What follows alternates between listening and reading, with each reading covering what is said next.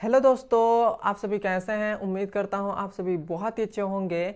आज का वीडियो है वह क्लास 10th के मैथ वाले स्टूडेंट के लिए बहुत ही ज़्यादा इम्पोर्टेंट है, क्योंकि ये जो हमारा सवाल है वो आपके 2024 के बोर्ड एग्जाम में देखने को जरूर ही मिलेंगे। तो अभी तक ने आप इस सवाल को हल नहीं किया है तो इस सवाल को हल कर लीजिए, क्योंकि ये जो सवाल है वो आपके बोर्ड एग्जाम में 100% चांस है कि आएंगे ही आएंगे। तो आइए अब हम इस सवाल को शुरू करते हैं। यह सवाल हमसे कह रहा है, मान लीजिए त्रिभुज ए बी सी समरूप है त्रिभुज डी ई एफ के। इतना बात हमको कह रहा है कि जो एक त्रिभुज है, दो त्रिभुज है वह समरूप है, और कह रहा है और इनका क्षेत्रफल क्रमशः 64 सेमी स्क्वायर तथा 121 सेमी स्क्वायर है। यदि डी का मान हमें दे दिया है 15.4 सेमी हो तो बी सी का मान ज्ञात कीजिए। मतलब हमें इसमें बी सी का मान पूछ रहा है और हमें इसमें क्या दे दिया गया है, जो त्रिभुज ए बी सी है वह समरूप है त्रिभुज डी ई एफ के। तो यहाँ पर हम आपको फिगर से बता दे रहे हैं। ये यहाँ पर हम दो त्रिभुज बना रहे हैं। ये हमारे पास एक त्रिभुज है,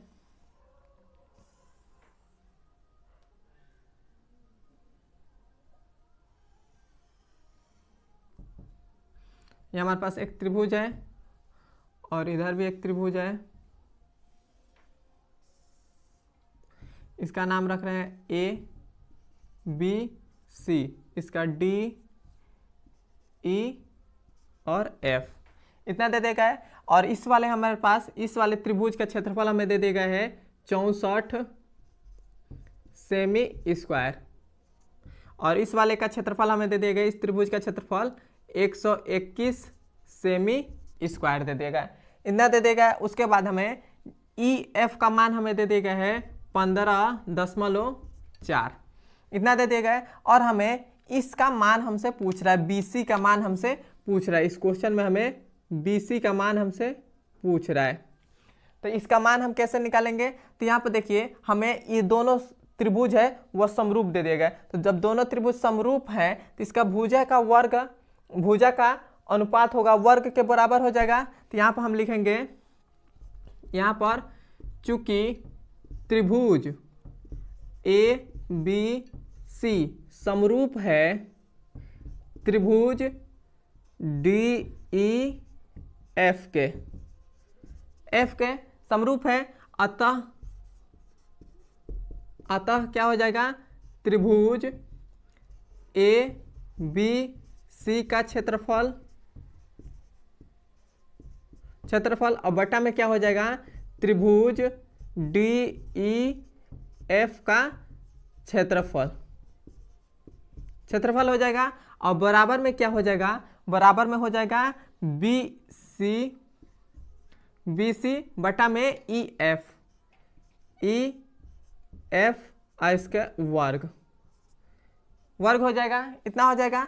अब हमें त्रिभुज ए बी सी का क्षेत्रफल कितना दे देगा है 64। तो ये हमारे पास हो जाएगा 64 बटा में क्या हो जाएगा, त्रिभुज डी ई एफ का क्षेत्रफल कितना दे देगा है, तो वह है 121 दे देगा है, बराबर बी सी का मान हमें ज्ञात करना है। तो ये हो जाएगा बी सी बटा में ई एफ का मान हमें कितना दे देगा है, तो 15.4। इस पर वर्ग है, पूरे पर वर्ग हो गया। इतना हो गया। अब हम क्या करेंगे, इस वर्ग को बराबर के इधर भेज देंगे। तब यह हमारे पास कितना हो जाएगा, यह हमारे पास होगा √ 64 बटा में, सॉरी यहाँ पर हमने 121 नहीं लिखा है, यहाँ पर 122 लिख दिया, 121 और इधर हो जाएगा 121। इतना हो गया, बराबर यहाँ पर हमारे पास क्या हो जाएगा, BC बटा में 15.4 हो जाएगा। इतना हो जाएगा। अब इसको हम √ से बाहर निकालेंगे तो 64 का हमारे पास क्या होता है, तो 8 होता है। 8 गुणे 8 ही से करेंगे तो 64 हो जाएगा। और 121 का क्या हो जाएगा, 11 हो जाएगा। 11 को 2 बार गुणा करेंगे तो ये हमारे पास 121 आ जाएगा। इतना हो गया। अब देखिए इधर हमारे पास BC है तो BC हो गया, बटा में क्या है 15.4 है तो 4 हो गया। अब हम क्या करेंगे, इस 15.4 को बराबर के इधर भेजेंगे। इधर भाग में है तो इधर आएगा तो क्या हो जाएगा, गुणा में हो जाएगा। तो ये हो जाएगा 8 गुणे 15.4 और बट्टा में क्या हो जाएगा 11। अब हम इस पॉइंट को हटाएंगे तो नीचे क्या हो जाएगा 10 हो जाएगा। और इधर हमारे पास गुणा में क्या हो जाएगा BC, तो ये हो गया BC। अब हमारे पास क्या हो गया, ये जो हमारे पास पॉइंट हट गया तो ये कितना हो गया 154 हो गया, 54 हो गया। अब हम इसे 11 से काटेंगे, 11 एक 11 और 11 एक 11, 11 हो गया। यहाँ पर 4 बता से 4 इसमें जाएगा तो ये हो जाएगा 44, तो 11 चौको 44, तो ये कट गया। अब देखिए 2 पचे 10 और 2 चौको 8 हो गया, तो ये हमारे पास कितना आ गया 4 चौको 16 का 6 हासिल 1, 4 एक 4 1 5, तो ये हो गया 56।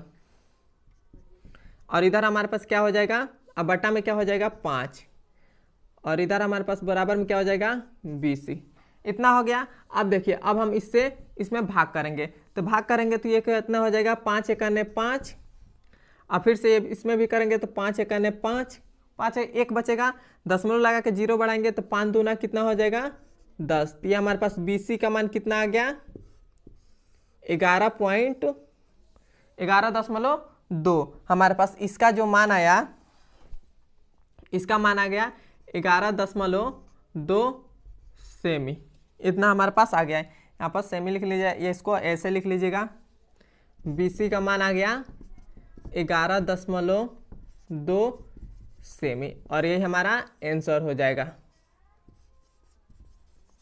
यहाँ तक आपको समझ में आया है तो कमेंट बताइए, और नहीं समझ में आया तो वो भी बताइए।